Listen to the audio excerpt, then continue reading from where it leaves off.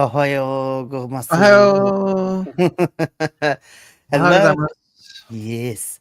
Hello to all my BC WrestlePod nerds out there, and welcome to another rendition of the Strong Style Syndicate, your New Japan Pro Wrestling review squad here at the BC WrestlePod. I am one of your hosts, Mikey, and joining me this evening, of course, is my Strong Style Syndicate brother, hermano, mi amigo, in Adolfo, who is sporting a new look tonight. Love the new look, my friend. どうも。konnichiwa. Wonderful to see everyone here. So my voice is going to be up and down. I'm going to sound like I'm somebody going through puberty for the third time in his lifetime. So please bear with me. But don't let that fool you, because I am absolutely pumped to be here to cover the best of the Super Junior 32 tournament.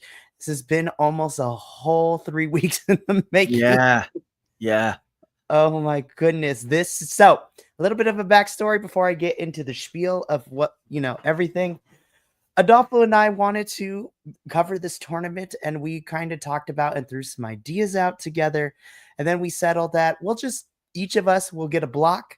We'll review the block every week. So we have a set period from the week, and then we record or do a live stream and, let that happen.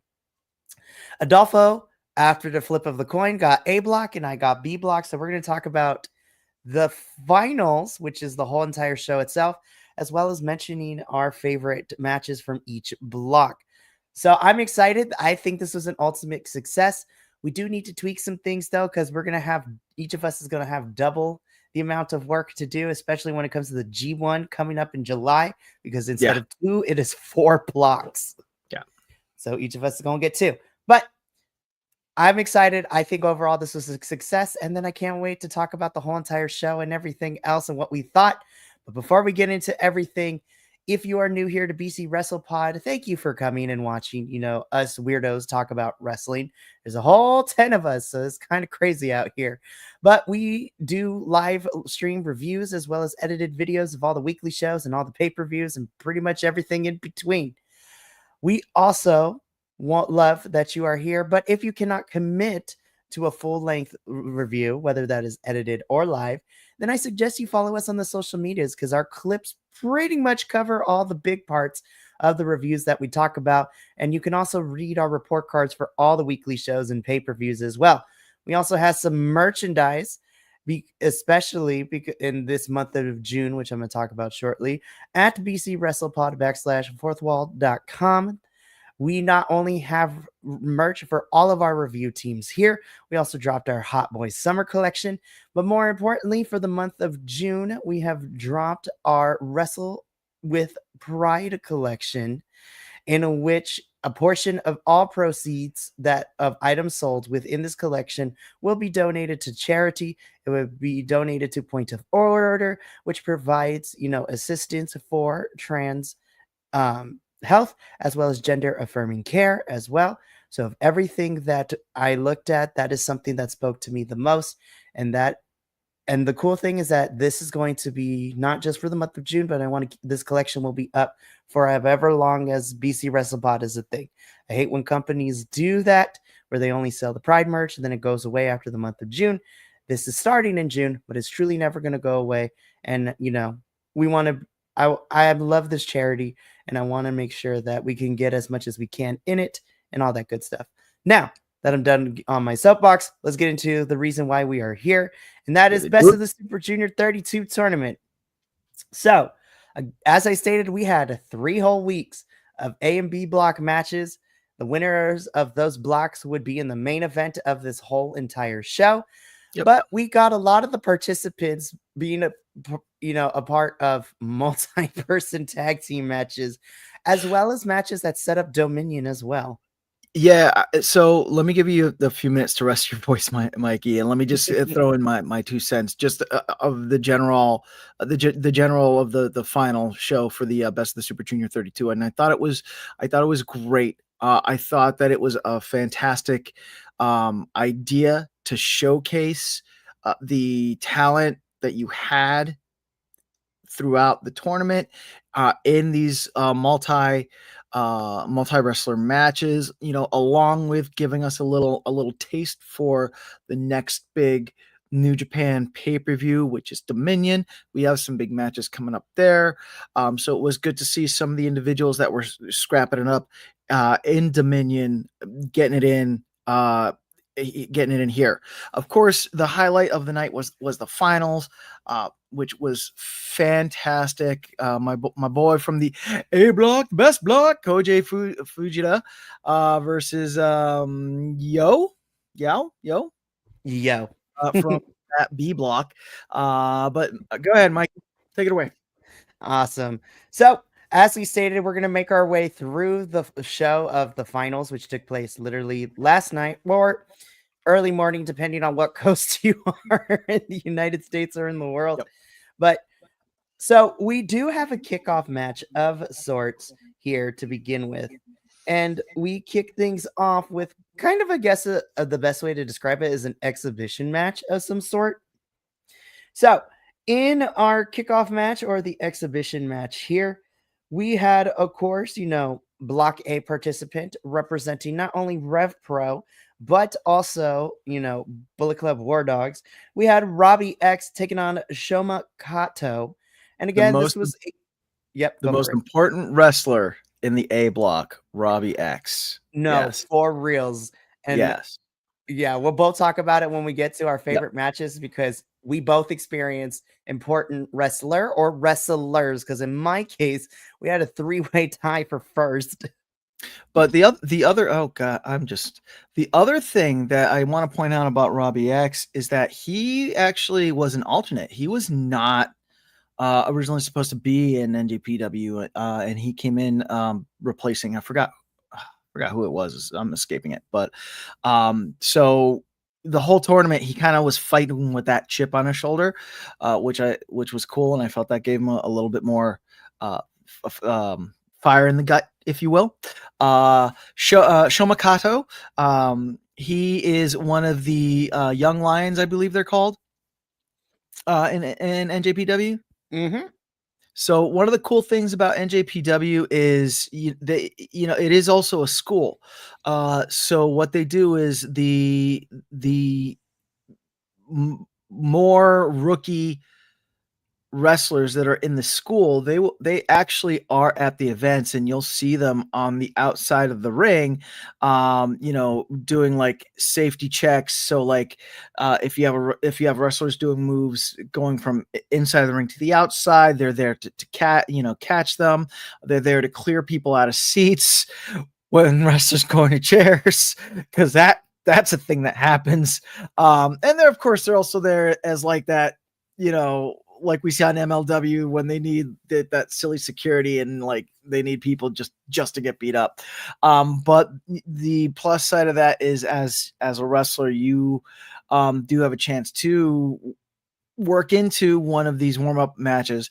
I don't know if you saw him on B block, but I did see Shoma Kato in one of the warm-up matches over on the A block, and I was really impressed with him.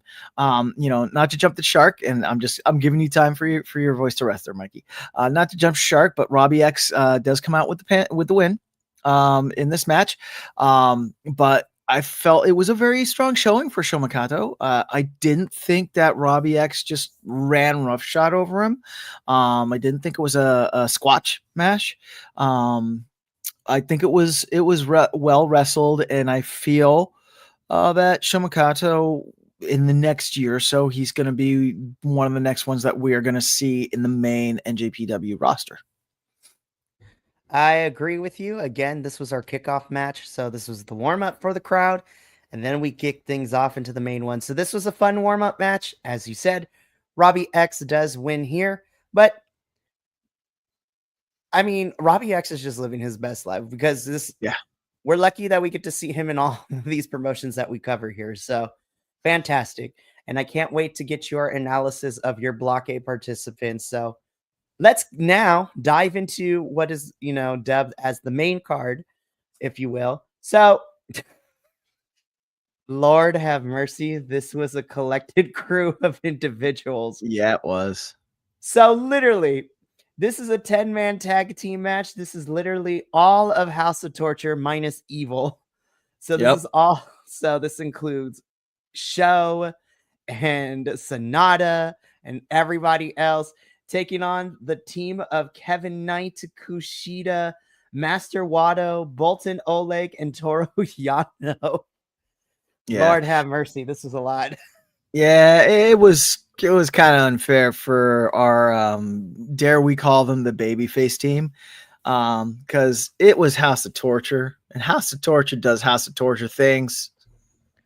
Sonata and those boots, man, I swear. Yeah. I love him so much. Yeah, so they House of Torture does come out with the win in this one. It was a fun match, though. I felt like everyone did have at least a few minutes to show off before House of Torture decided to be House of Torture.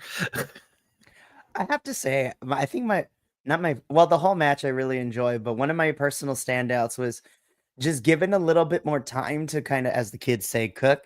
Bolton Oleg with him just continuing to body climb to try to do German suplexes was fantastic. Yep. I am interested. You see what you did here, New Japan. I'm interested to watch DDT now because I want to see where the Master Wado story goes and what's going to happen with him and oh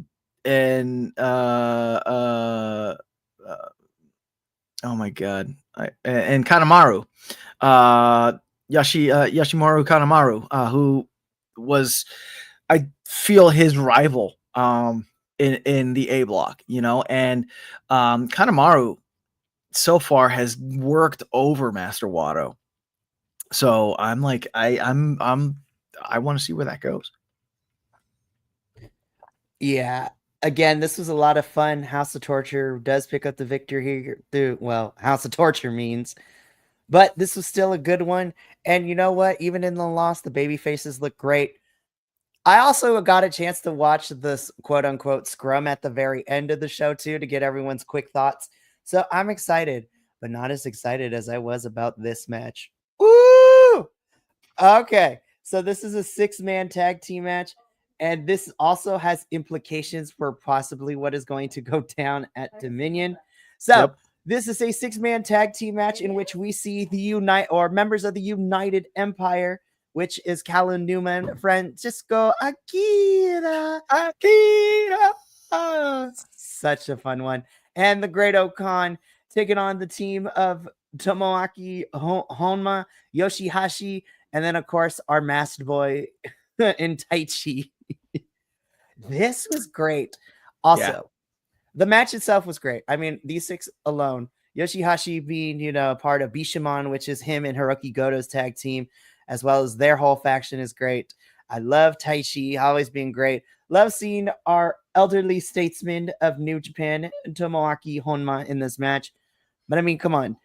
This version of United Empire is slowly getting back to just being vicious. So this match was great. And I'm not taking that away. But what I really want to dissect, though, is the amount of trash talking that Taichi and Callum Newman were doing at the end of this. I'm like, well, damn, here we go. Yup. Yeah. Really setting things up. And the other thing I want to dissect is at the very end, when they turned around and everyone had like a United Empire thing except for Francesco Akira. He had his Francesco Akira towel. He like held it up. He looked. It was like, oh, and he like threw it over his shoulder. I thought that was very funny. I'm interested to see what's cooking with Callum Newman and what he was, why they were jawing off at each other like that, and the upcoming match. Great Okan,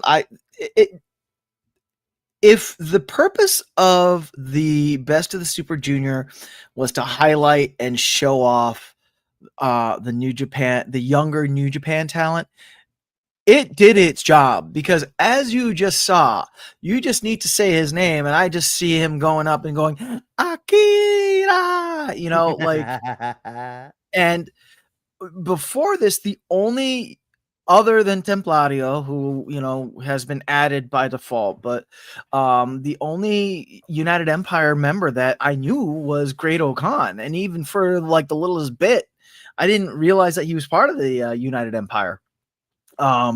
So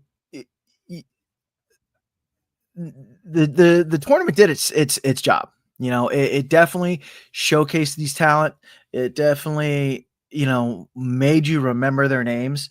But I also feel that a big part of that was their work. I mean, and you'll see it coming up. Francesco Akira had some fantastic matches.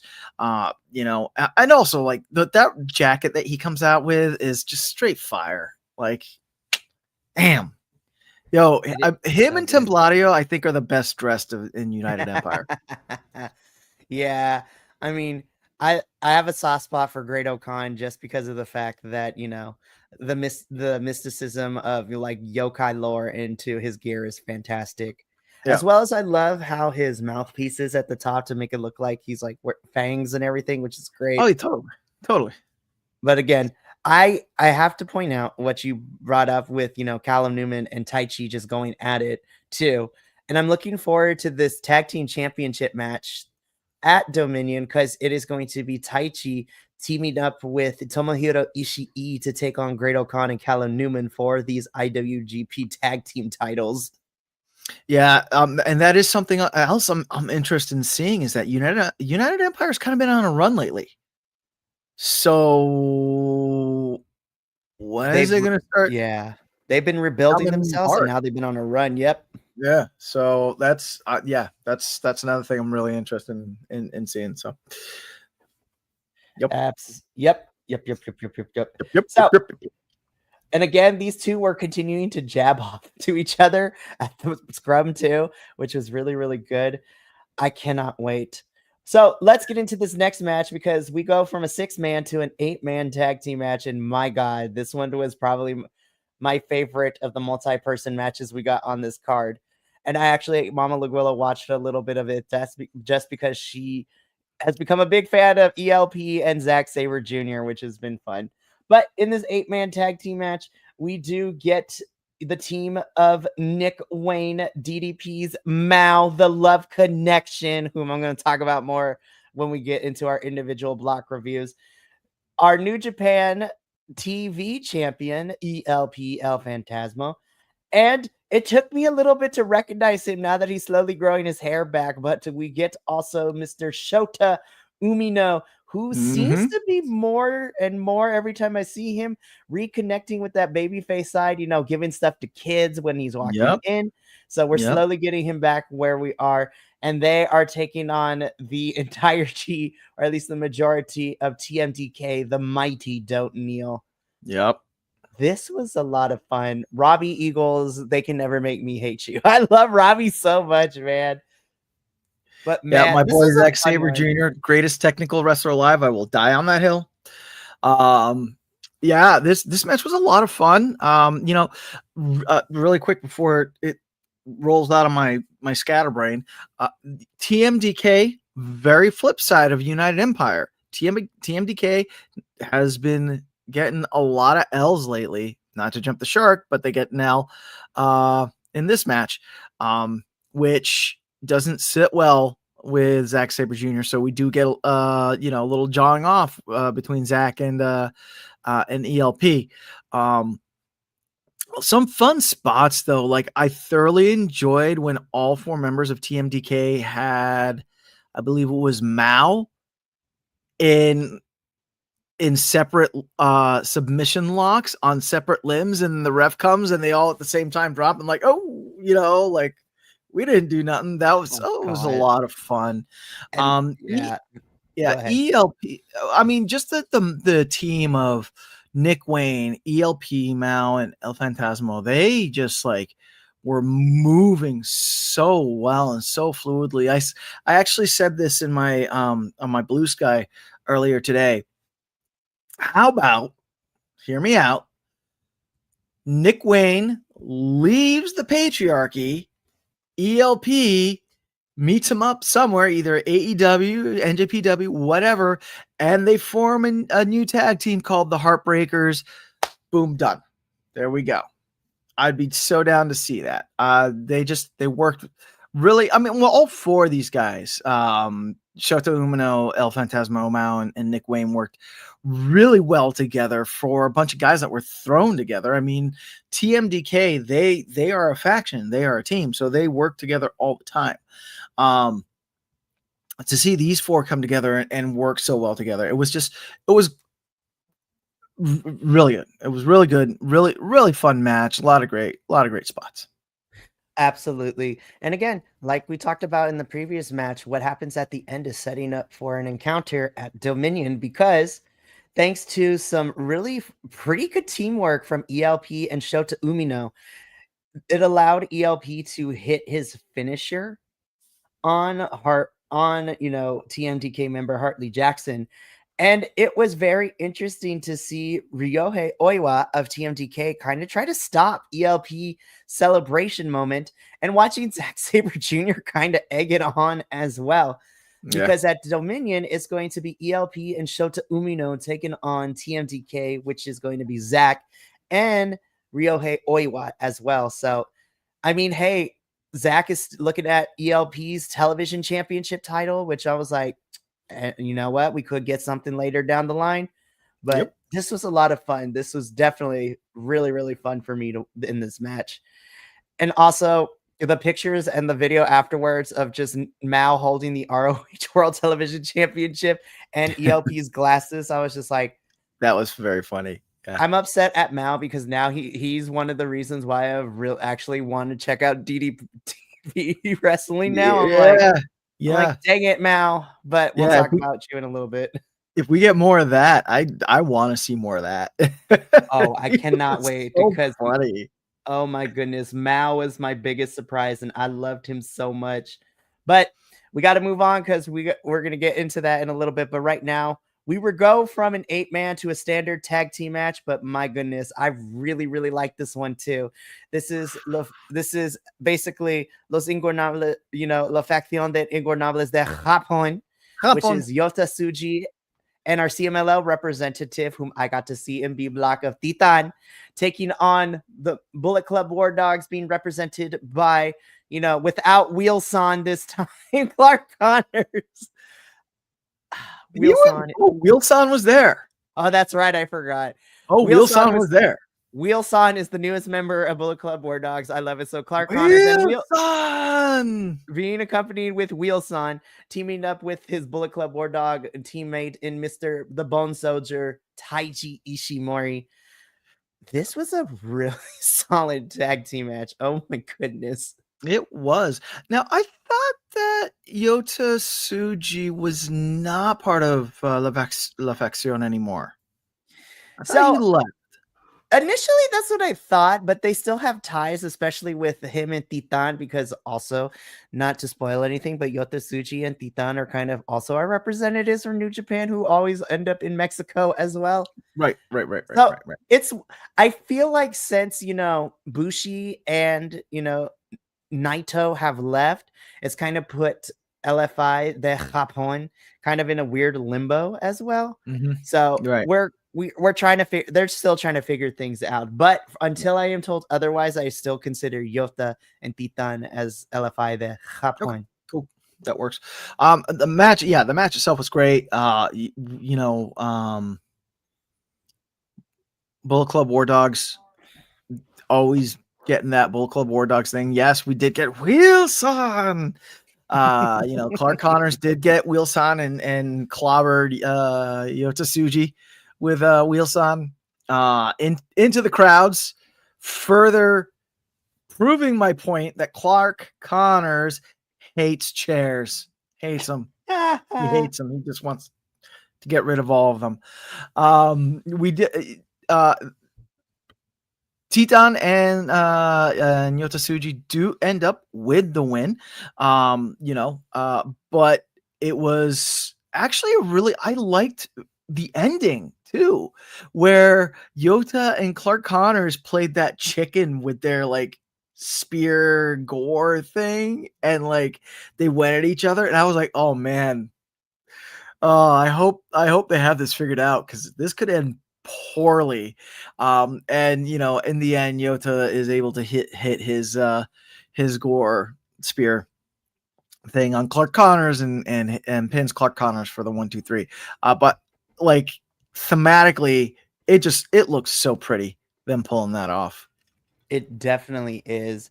And so, of course, again, LFI, the Japón picks up the victory. Titan, I believe, is heading back to Arena Mexico for the time being, so he's going to be traveling back. But Yota Tsuji doesn't have a lot of time to rest, because he has a big challenge coming up at Dominion, because he's putting his global championship on the line against Bullet Club War Dogs Gabe Kidd. Yeah. So that match is going to be nuts. That was something else that was interesting, that the announce table was specifically pointing out that Gabe Kidd and Finlay were not in Japan. So I found that interesting. I put a pin in that. I'm going to see if that goes somewhere.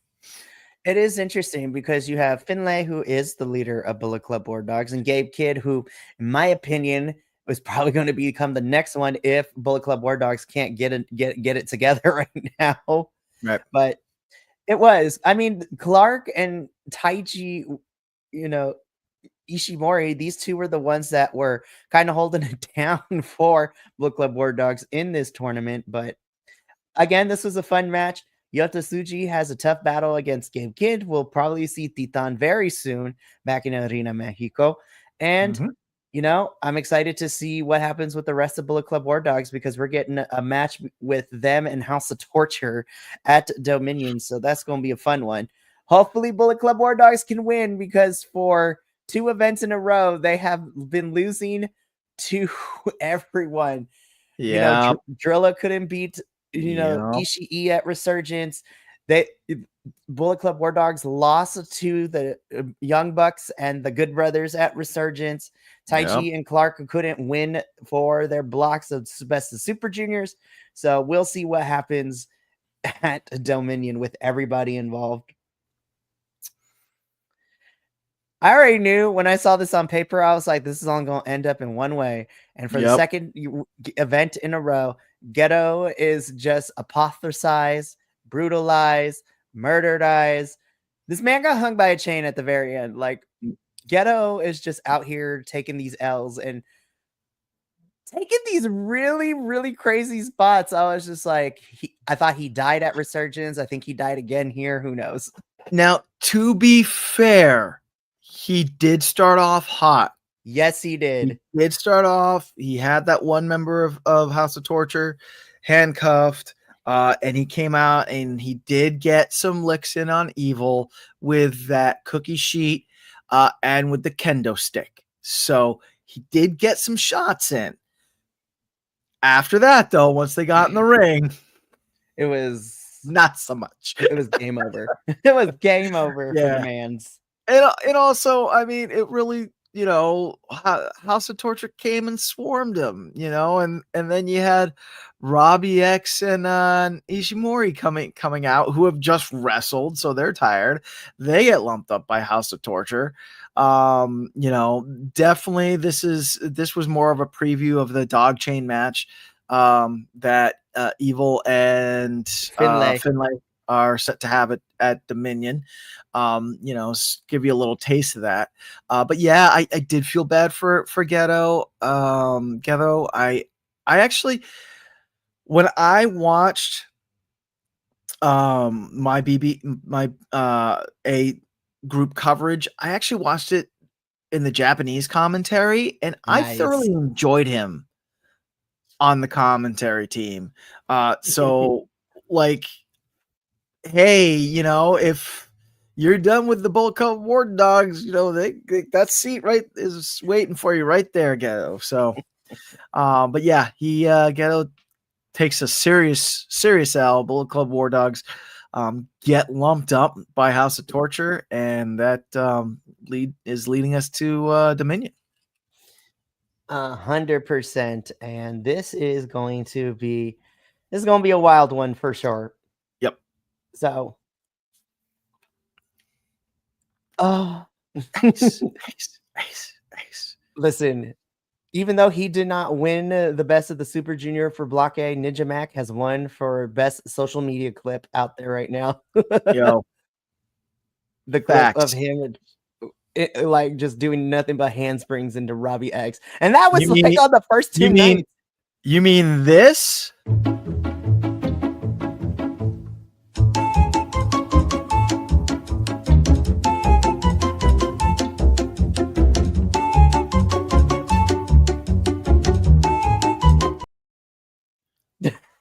Hopefully That New clip? Japan doesn't. Yeah, hopefully New Japan doesn't copyright us, but that's okay. It will be fine.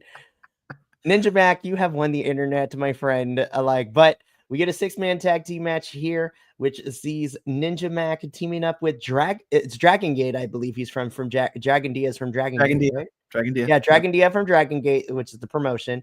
And those two are teaming up with the Ace of New Japan, Hiroshi Tanahashi, who pulled double duty, who kind of pulled double duty this past week, being here, and then earlier in the week being in Arizona to help even the odds against the Don Callis family at the Double or Nothing, which also might be teasing some Forbidden Door stuff, which I'm not upset about. But hey, they were taking on the team of Yuya Uemura, our IWGP Junior Heavyweight Champion El Desperado or Despy, and just taking on Taka here as well, one of the older statesmen, if you will. This was great. Yuya Uemura, every time I see him, looks like he belongs in a punk hair metal band. Like, you cannot tell me that he got his inspiration from these 80s glam rockers as well as just looking like a punk rocker himself. Yeah. This was fun. I have to say, because I didn't get to watch A Block, just in this match alone, I've become a fan of Dragon Dia. I'm like, yo, his style of wrestling is great. And of course, I know Ninja Mac because Ninja Mac has appeared in GCW from time to time as well. So I was like, I know who Ninja Mac is. This was great. This was fun. It was really. Go ahead. Go ahead. I was just going to say, I'm kind of surprised, but also not surprised that I'm not surprised by the outcome because Hiroshi Tanahashi rarely loses in Japan, which is not a bad thing because he does put people over. Right. However, I was really surprised to see Desperado be on the losing end of this.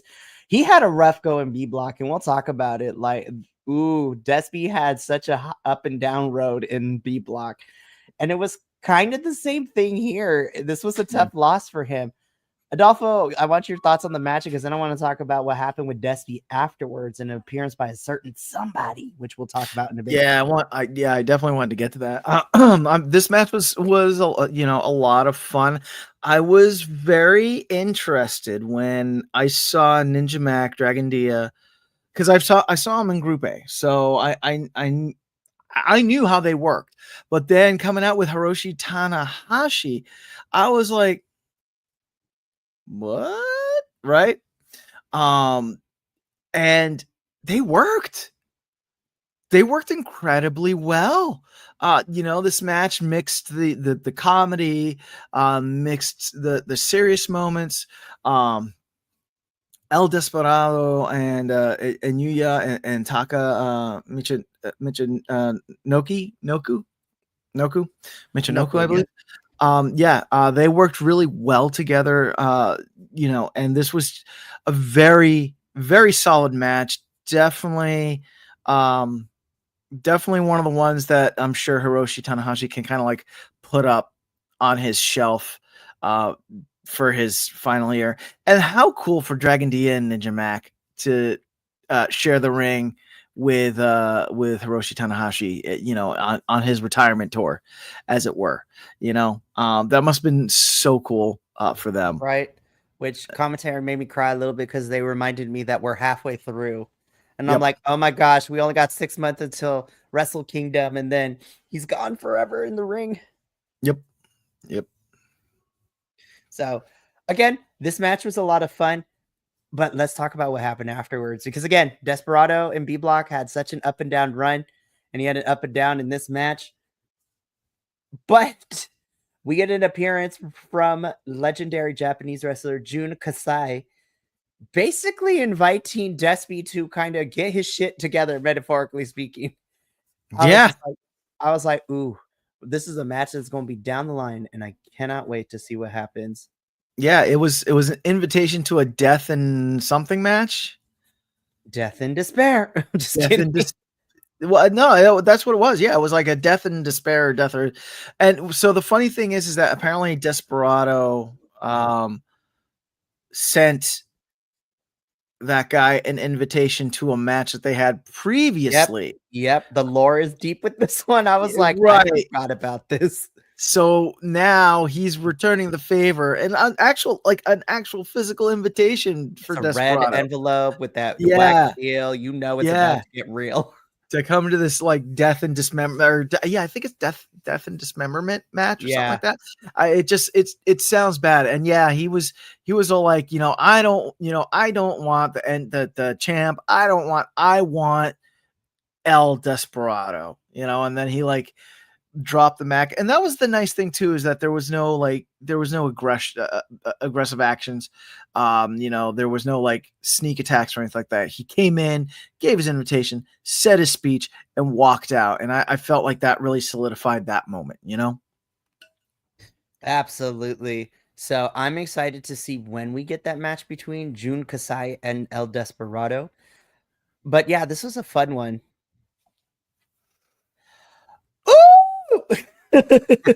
Sorry. I'm just getting hyped because this is we knew this, but this is setting up the sets at the main event of Dominion. But we get a tag team match in which we get, of course, our IWGP World Heavyweight Champion Hiroki Goto doing it for the kids, man. And he's teaming up with one of my personal new favorites from B Block in Ryusuke Taguchi and his ridiculousness that was B Block. Taking on the team of apparently children's author, right? Romo Takahashi. I was like, it was late last night, but I was like, I need to see if this is a real book written by him. And the context of the book, I was like, this is so coded on the spectrum. I love this. It's about like a nose hair trying to find his owner or something like that. That's fantastic. Like, But we have Hiromu Takahashi teaming up with the challenger to Hiroki Goto's title at Dominion in Mr. Shingo Takagi. Who wants that title? Ooh, this match was full of emotion, y'all. This match was so full of just grit and strong style. Lord have mercy. Yeah, but it also had some very comedic moments, with Taguchi, man, I swear. Yeah, with Taguchi doing that whole like, like back and forth, not even bouncing off the ropes. Him and Takahashi had some really fun moments. Him and Takagi had some really fun moments, which I thought, Takagi was the straight man in all this, but he came in and he played along too. Both Takahashi and Takagi were on the receiving ends of the flying ass. Taguchi's flying ass. So that was a lot of fun. Apparently, like, he showed some crack during one of the matches. Oh my gosh. Okay, I'll talk about it more when I talk about B Block, but yes, the cameraman earned points during that match because we had butt cheeks, but the camera positioned it in a way where literally the middle rope was covering said butt cheeks. That's so funny. It was so ridiculous. I loved it. But yeah, no, the big thing for this match was Goto and Takagi and setting up their match at Dominion. And these two, they are coming they're going to have a war, I feel. And it's going to be a great match. I don't want to jinx it, but this might go on the list for matches of the year. if they keep up with the Intensity, yeah. intensity, if they bring that to Dominion, because they both have the skill and the ability. That's not that's not in question. It's just if they can bring that same intensity, because like you felt that coming off of him, especially in that very end when Takagi was like saying, I need that belt. So I can, that's my next chapter and I need that belt, like I was, yikes, let's do it. Let's get it. I absolutely love this match. And even on the microphone work afterwards too, I'm just like, this is going to be a really fun main event at Dominion. So we leave this match. Oh my God, this match ruled. This was easily my favorite match of the whole entire night. And that's because I was so surprised of how close we got between these two. Oh my God. This is what tournament finals need to be, where everything is put on the line and you need to pull every bag out of the trick. My goodness. So in our main event, this is the best of the Super Junior 32 finals, where we have Block A's winner representing TMDK and Kosei Fujita, the youngest person to be participating in this year's Best of the Super Junior, taking on, the winner of B Block in Yo, representing, I believe he is now part of Hontai, I believe, which is Tanahashi's regime, but also still fairly younger, but he is a little bit older, closer to his 30s.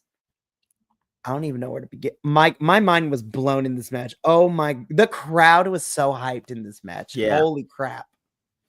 It was really cool to also see the crowd bouncing back and forth between Yo and Kosei Fujita. That was nuts. And it wasn't one of those like half of the crowd is rooting for Yo, half the crowd is rooting for Fujita. They literally were bouncing back and forth, giving them the accolades which they deserved. These two came out. They matched and countered and matched and countered and matched and countered. This was a physical chess match that you saw unfold between these two young stars, and it was fantastic. This definitely is on my list for match of the year 2025. Mine too. This is definitely on my list too.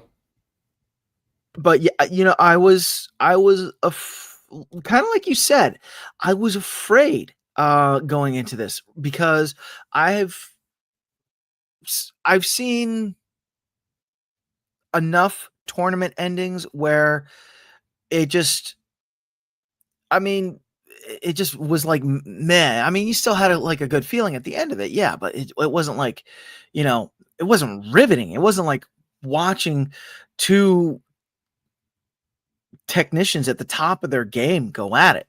This was that. Like, I honestly had no idea what the outcome was going to be, which is as it should be. This match blew me out of the water. Absolutely. And despite such a close back and forth, ultimately it would be Kosei Fujita who just inched it out, beating Yo and becoming the winner of the Best of the Super Junior 32 tournament, which the youngest champion. He dethroned Will Ospreay as the youngest winner of this tournament. Yep. And I was just like, what do you mean this kid is only 22, 23? What? Yep. And really quick, can we just toss some flowers to Yo and that Ziploc bag? Yes. Attire? That was awesome. That was awesome. So good. It was so good. I need to know how to make it because it's environmentally friendly. Right? It was so good. But I'm so excited. Of course, I was rooting for Yo because this has been, B Block person. But my God, this match was awesome.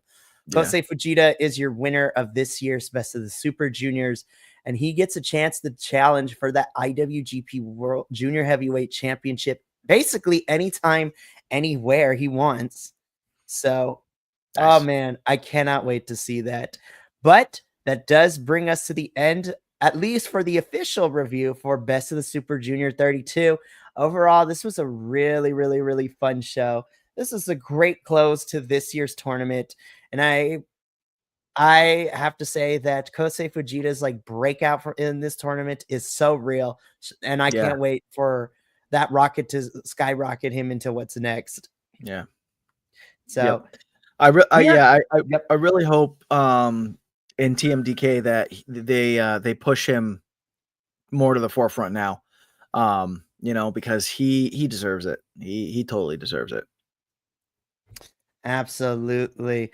But while we might be done with the show review, we still are going to finish out because we had 3 weeks worth of matches, and Adolfo and I did either live streams or edited versions of our, weekly reviews. And now both of us are going to get to share our thoughts on our respective blocks and the 3 matches that we would recommend for everyone to watch in our blocks, as well as who was some of our standout wrestlers in the blocks. So because he got A block, I'm going to let Adolfo pick who goes first because I ended up getting to decide by flipping the coin to get B block. So Adolfo, I give you the luxury. Who do you want to go first? You or myself? I'll go first.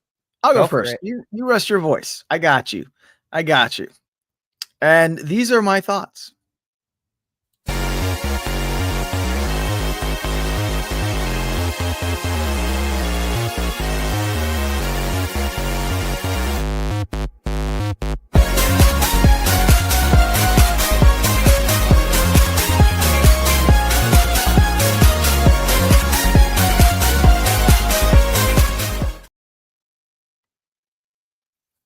So yes, Wheelson. Oh yeah. Wheelson did things. Wheelson, people fear Wheelson now. And come on, like you gotta, dude, go back and watch a Clark Connors match and have it flip to the Japanese commentary so you can hear just everyone Wheelson. It's so good. But if I have to pick a human, it would be Ninja Mac. So that's that. So my week 1 match, Ninja Mac versus Kushida. I'm so used to seeing Kushida in serious matches. So when he paired up against Ninja Mac, who I'm not saying that Ninja Mac is a total like comedy wrestler, and there is a level of seriousness to his wrestling, but it's fun. And Kushida joined in that fun. And the match itself was just a lot of fun. I felt like both of them had a lot of fun. My match for week 2, Kushida versus help me out. I'm blanking. Oh my gosh. Versus Kosei. Yeah, Kosei our champ. Fujita. Yeah. Versus Fujita. Showcasing how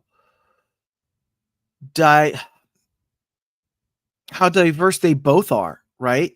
Because Kosei Fujita came out barefoot, ready for like a kickboxing Brazilian jiu-jitsu match. And Kushida came out and he had his regular ring gear on and he took all this stuff off. And this wrestling match turned into like an MMA Brazilian jiu-jitsu match, which was great. Which was deserving to be on whatever MMA company's pay-per-view. So I thought that it really highlighted their ability to change on the fly and just their knowledge, Really impressed with Kosei Fujita in the fact that he's got all these tricks in the bag and he's only 20 something, you know what I mean? My last match was Clark Connors Francesco Akira. That's the one where Francesco Akira got DQ'd. I was about to say because he rarely loses his cool like that. Yeah, he completely lost it. I mean, he was egged on by Connors the previous night because Clark Connors did come out and jump him, and it kind of did continue throughout the match, and Francesco Akira just lost it. It was a very brutal match. Yes, we did get Wheelson. In Wheelson's most brutal pokey evolution, if you will, because Clark Connors literally took Wheelson from inside of the ring, the top rope, and tossed it down onto Francesco Akira. And it was, I mean, it was brutal, but it was done very well. It wasn't just like a slobber knocker of schlock. It was done very, very well. And yeah, like I said, Wheelson, because it was just so out of the blue. And as the weeks went on, Wheelson just became they became a star. Wheelson became a star. That's all I have to say. And people fear Wheelson. So there we go. I hope Wheelson makes an appearance everywhere now with Bullet Club War Dogs. It's so I hope good. so. I hope so. That's wild to me. So I guess it's my turn now for B block. So I don't have cool videos like Adolfo. I just have regular slides. But I want to talk about my B block because I had such a blast watching B block. This was a funny because this was a mixture of like amazing. I mean, Best of the Super Juniors, all these folks are fairly younger, so to say. But I feel that this particular year's block, especially in B block, was like full of true youngsters because there's a lot of kids in this one, so to speak. With a couple of more seasoned folks in this match. But the funny thing is that my matches in order from third, second, and first go backwards. So my third place has actually happened in week 3. Just because of how much I laughed my butt cheeks off, was Mao versus Show, which is literally a DDP style match in which, Show comes out and then literally Mao comes in behind him on a bike and like runs him over. And it's just like, it's comedy. It's Japanese comedy wrestling at its best. And then we take it outside where Mao somehow manages to hijack a van and runs Show over with the van. So that's what that was in the package. I was so good. Who got Death Ridered in NJPW? Literally, this was a DD. What made me want to check out DDP more is that not only was it Mao himself, but if this is the type of matches we get in DDP, I'm like, he just ran Show over with a car, but I'm laughing so hard about it. Yeah. It is, and honestly, between this and then the clips of younger Konosuke Takeshita and wrestling like at a track where he's doing full sprints over the hurdles and then kicking someone in the face, I'm like, okay, you guys, I think we need to start subscribing to watch that now. Yep. So this was my third favorite match of the entire tournament just because of how much I was laughing so hard. But my second one is kind of like what I consider a dark horse that most people wouldn't consider like, oh my gosh, this was fire. But this was truly like two youngest in the game, kind of on the come up, who also know each other very well. And my second place match of the whole tournament goes to Kevin Knight versus Nick Wayne, not in their second encounter. First encounter, Nick Wayne unequivocally beat Kevin Knight, but it was in his second encounter where Evan was the first one to kind of get Nick Wayne a loss. So I was just like, yo, this is crazy. But honestly, what I loved about this match too is because both of them are signed to AEW. This is really the first interaction that these two had to, go up against each other. Both of them are fairly young in the game, but they are also considered prodigies, both of them having different paths. Kevin Knight studying here in Japan to become what he's known as the Jet. Nick Wayne carry on the legacy of his father. This was such a good match. This was a match full of counters and more grounded than I thought it was going to be. But the amount of respect these two showed to each other afterwards, I'm like, goes to what you were talking about earlier in the review. I was like, I don't know, man. Nick is kind of being more face in this tournament, which was the other thing too. Nick didn't act like patriarchy, Nick. This was when we first met him in AEW, Nick Wayne, when he was with Darby and AR Fox and all of them. But yeah, this was a good match. I'll be honest, like if we go back to patriarchy, Nick, okay, fine, but like give let him cook, as the kids say. Because I watched him a few times in AEW, and I was like, I mean, he's all right. I watched him in the tournament, and I was like, oh, I can see why he's the prodigy. Let me see more of that. Mm-hmm. So That's this was my this was like my dark horse match of the entire B block of everything that I watch, because I know a lot of people aren't going to talk about it, but I loved it. But I'm not done talking about Nick Wayne, because Nick Wayne is involved in my favorite match of the entirety of the B block, and this was in week 1. This was Nick Wayne versus El Desperado. These two main evented that particular night for B block. I was so impressed by both of them. I was like, I had to remind myself this was a match in the B block, not for the IWGP junior weight the heavyweight championship, because these two fought like the championship was on the line. And the craziest thing to me is right out the gate, Nick Wayne beats El Desperado, and commentary was mentioning that Nick Wayne technically earned himself a match for that IWGP Junior Heavyweight Championship. So I'm like, wow. If this is long-term storytelling, I think we're getting this match at Forbidden Door. I'm here for it. But oh my goodness, Adolfo, like this is not verbatim. Like both of these put everything on the line. This almost felt like this was the finals for the tournament. Like they literally just went ham. They went everywhere. This match was so damn good for B Block, and this is the match I would highly recommend if anyone wants to. If anyone is still unfamiliar with either Nick Wayne or El Desperado, or for the AEW fans who only know Patriarchy Nick Wayne, this is a whole different breed. And this was during week 1. Yeah. Oh, and I love Nick Wayne's ringer too. The whole I love both iterations and both versions that I got in B Block were so good. But yeah, the silver and pink ensemble, I need him to keep it all the time. But those were my 3 favorite matches of the entire B Block.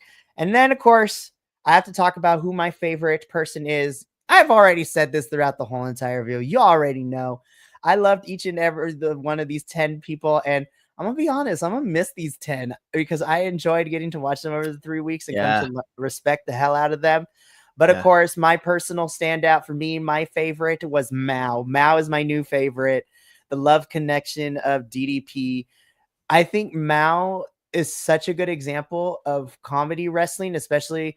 I don't know if you've seen the clips yet, but his signature is he literally can make his body look like a square. He literally he literally folds his arms himself, and his whole torso literally becomes a square. And he makes the face. Funny. It's ridiculous. But Mao brings something so different because he's so well-rounded. And the amount of times that the crowd, especially the girls in the audience, were cheering for Mao, I was like, yeah. I'm like, is this man like a J-pop star? Like, what is happening? But well, that was like that happened with Master Watto and with Dragon Dia. That's very true. When they came out, I was like, do they know something I don't? That's what I was saying. I was like, first week, everyone's cheering for Mao. I was like, I feel like I'm missing something, but we're gonna learn today. But Mao is my favorite from B Block. He's my standout. He's one of my new favorites, and I'm like, Mao, I might need to watch you more in DDP wrestling. Like, you were so good. But yeah, so I think the last thing we should do, Adolfo, is both of us just, give our closing remarks and our overall thoughts. This was our first Best of the Super Junior tournament, but for us to cover. But also, this was kind of the first time we did a different format for this, and then we reviewed the show. So what did you think overall of the whole entire Best of the Super Junior 32? What are your final thoughts? I thought that the Best of the Super Junior 32 was fantastic. If you get a chance, watch it. If you are of that mindset that wrestling needs to only be in huge arenas with, sellout crowds, watch one of these matches and your attitude will change.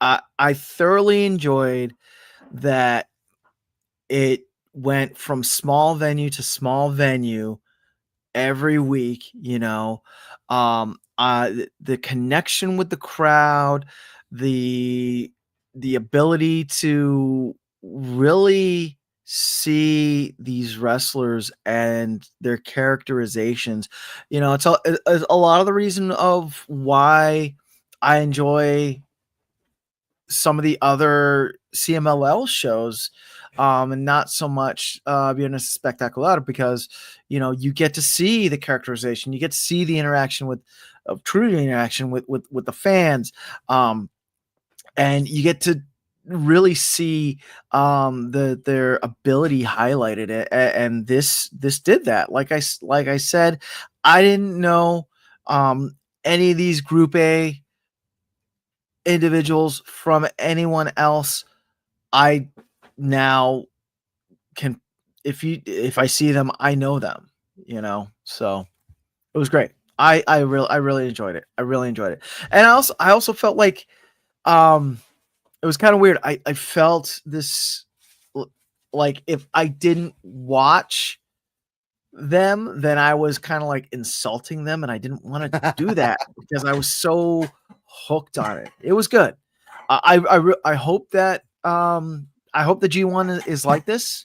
I know that the G1 is bigger. I know that there are more groups, but I hope the G1 taps into this energy, because if it does, then I'll be good. No, 100%. And I mean, both tournaments are kind of in the same vein of just different lanes, if you will. The G1 is definitely you're going to be your heavy hitter tournament, because that's where we're getting all the big main card stars, because these are the likes of like Zack Sabre Juniors and Shingo Takagi's and Hiromu Takahashi's. Like, these are your people we see all the time on the pay-per-views. But I love the Best of the Super Juniors is allowing, like, you're under a certain weight limit and the younger wrestlers as well be a part of this, because this is, while G1 is your exhibition of all your mainstays, I think this one does the Best of the Super Junior does a really good job of showcasing these are the next ones up, if you will. They've been here for a little bit, but these are the ones that you need to pay attention. And this was fantastic. I agree with you.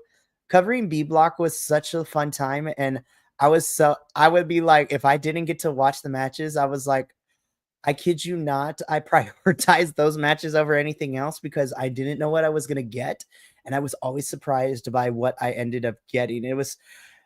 I had such a blast with Block B. It gave me what I like about New Japan, and its technical stuff with, Taiji and Robbie Eagles' matchups were great.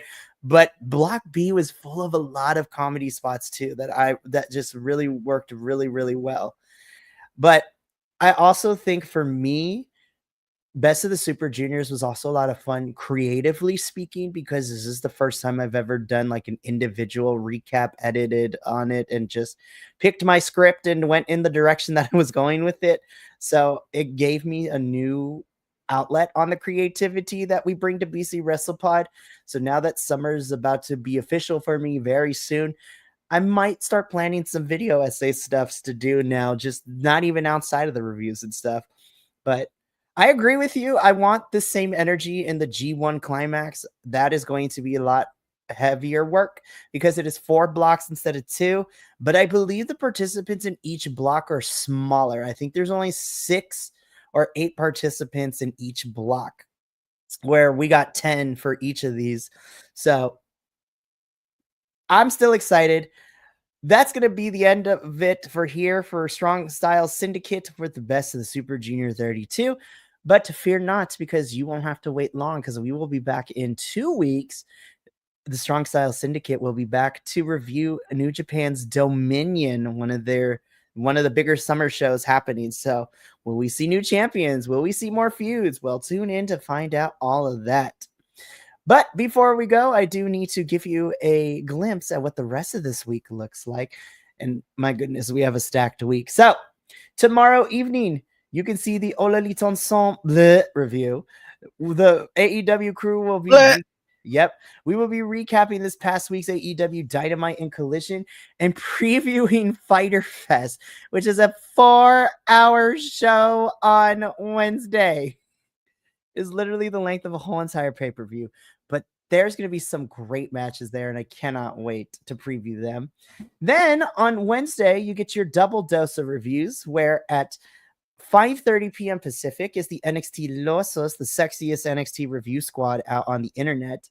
Unfortunately, I will be tagging out, but don't worry, the review will just be as sexy as it normally is because Adolfo will be tagging in for me, and him, Will, and Mancho will be covering this past week's episode of NXT as we are getting ready for Worlds Collide and all that good stuff. So cannot wait for that. But if NXT and the Fed are not up to your speed, then make sure to come back at 8 p.m. Pacific, 11 p.m. Eastern, as Los Lobos de la Lucha, our CMLL review team, are here. And we are going to be reviewing an exciting Viernes Espectacular and preparing for the month of June because Arena Mexico is going to be putting on bangers because we are getting Grand Slam Mexico, Fantastica Mania, and who else of what we're getting prior to all of that. So that's going to be good. But if you're looking for a little bit of a more lighthearted approach to things, then why don't you tune in Thursday as myself, JVL, and our mysterious new co-host of the Grapple Gumshoes will be, well, reviewing Mystery Wrestling 16. There's a lot of things that went down. I believe there was a Sasquatch Kevin Nash impersonator. There was a bald Simon Miller appearance who wrestled here as well, which was great. And we had a loser leaves mystery wrestling match as well. So tune in for the laughs and the loves and all this good stuff. Then on Friday, we have our Takedown Troop review TNA as we are gearing up for Against All Odds as we do our predictions because that pay-per-view is this weekend. But prepare yourself because we are baptizing Adolfo here as our newest GCW correspondent, our GCW co-host, and we are baptizing him in the bloodiest of GCW. Well, I mean, he got to see Spring Break and Bloodsport, but this is like the WrestleMania equivalent of for GCW because on Saturday, we will be doing a watch-along for Tournament of Survival, in which, you know, it's going to be death hardcore matches. It's going to be great. Andrew and Adolfo will be covering this one. I will be out on location at Worlds Collide and Money in the Bank. But I will be back for Sunday's watch along with Cage of Survival 4. We're going to need a dog collar match between Atticus Cogar and Joey Janela, as well as a Cage of Survival match between former tag team partners. I'm just, listen, you had me at Cage of Survival match and Ciclope. Ciclope is one of the homies in GCW, and I'm so excited to see all this happen. Let's get it. So that's going to be it here for us at Strong Style Syndicate. There's a whole plethora of reviews happening this week, so make sure to tune in. But for myself and Adolfo and the rest of the BC WrestlePod family, remember, take care of yourself, love one another, stay Bi-Conic, and more importantly than anything, you always deserve to finish your story. We will catch you later, but until then, sayonara, adios, and you know what? Because it's our show, there's only one way to play us out. Let's get out of here. Johnny TV style. Sebastian! You're in the shot, you bald idiot! You fool! The other way, go!